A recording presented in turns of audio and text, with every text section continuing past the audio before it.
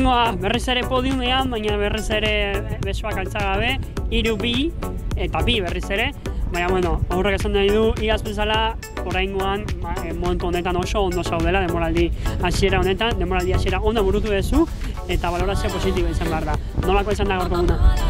Bai, beti gustatzen jako irabaztie, baina, bueno, nik esan dutun urte hasieran helburu esala lehiako regoti ez da hori.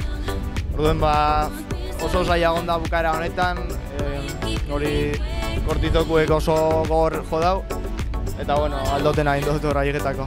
Eskalatzaile eguna zan gaur, ia estrategia askorik gabe, egorlara iristea besterik ez, horra baino lehen apurtzea zaila baita. Goraka, sentsazio. Bai, uste gau muruen fandakarreri, ez, nahiko planteatzeko ez da oso zaila.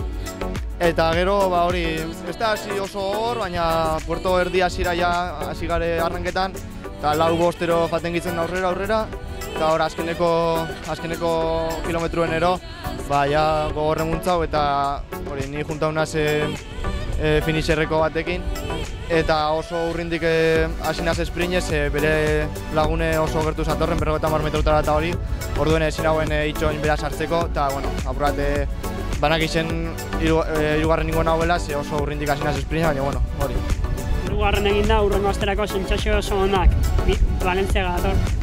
Bai, ondo ibiliko nazela badakit, gero hori, puntotxo hori lortzen duen, eta ja ez garen geratzen berrio gertu. Zorionak.